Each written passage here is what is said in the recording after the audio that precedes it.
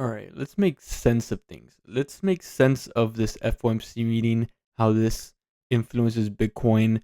What can we be looking forward to? Because things have been crazy lately. As you guys can see on the charts, structures have been breaking, they've been extending one way and another. We're going to make sense of this. If you guys stick around towards the end, I'm going to go over a short Bitcoin trade I did today, which I did close out in the loss. It was like $2,600 loss, but I'm gonna be going over that in the end of the video. But first up, right, like what do we got, right? We got FOMC meeting held steady, and it's very confusing because Jerome Powell said like, yeah, there's been progress. It's kind of iffy. He expects higher inflation. He expects to keep rates at a higher pace for longer, but yet the market rallied.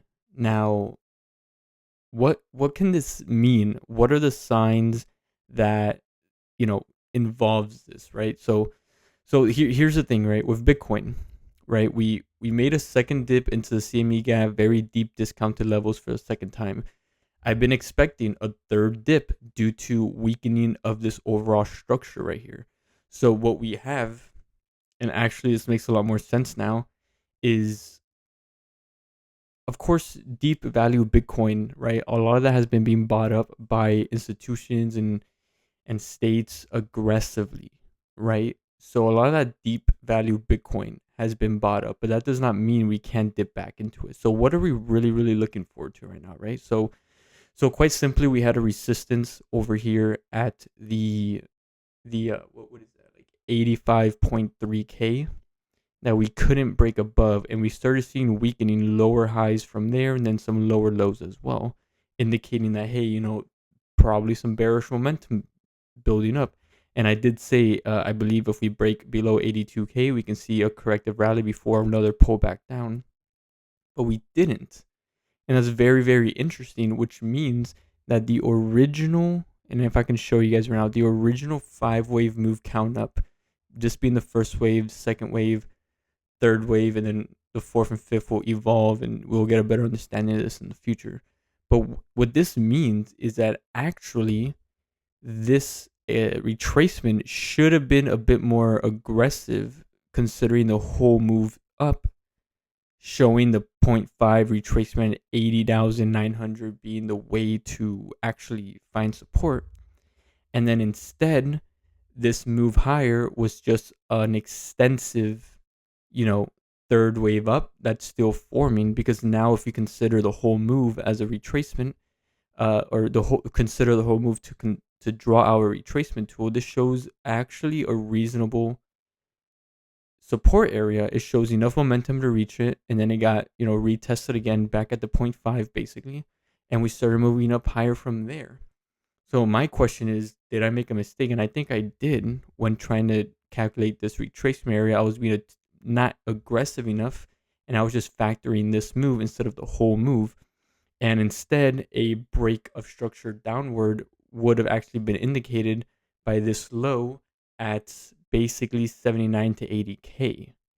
So instead, we have a third move that's still unfolding. And due to I'm going to show you guys right now, due to so far what the move is, so all the way up here to this retracement, bringing it back down here, indicates that potentially we can not just go into the high 80s, but if this support, which was previous resistance, now holds, we can easily build enough momentum to push up even higher. And if you consider so far the fluctuations we have with this retracement and the 120 moving average acting as strong support with this dip right here, then we can try to back up this area by considering this move right here, which indicates a potential resistance before moving up into this area. As of right now, as you can see, resistance is holding at roughly halfway into the 87K level. So FOMC meeting was weird, right? It was somewhat hawkish, but at the same time dovish enough to push markets up aggressively. So with that being said, what we can be looking forward to now is seeing if support at 85.3K continues to hold, pushing this higher, testing this area enough to see if we can get a third wave up.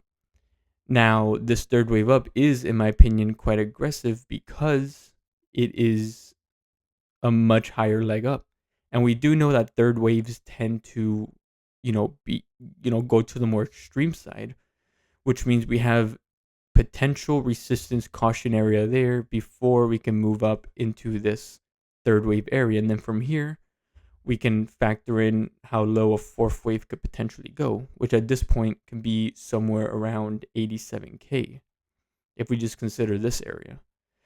So that's what we're looking for. We're looking for potential weakness in order to determine if rather or not this rally in the FOMC was just hype or just an overreaction before we pull down lower.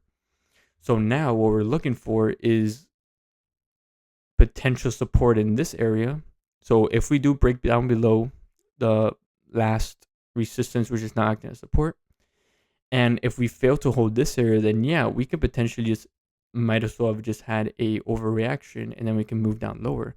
But now things are becoming a little bit more bullish and showing potential signs of it going higher due to, honestly, I think it was potentially Jerome Powell saying that tariffs are just temporary, and like in previous tariff environment, inflation was caused because of tariffs, and the moment tariffs went away, inflation dropped back down very aggressively. So I think what investors and traders are factoring in is the fact that this inflation that we're seeing is actually artificial and is not created basically due on any outside factors besides tariffs. So I guess right now what everyone's looking forward to is basically when the fear of tariffs will end, it begins to soften and we can start pushing up higher. So this is that inflation right now is just artificial and it's not anything actually concrete. And now I'm looking for this supportive area to see if it continues to hold.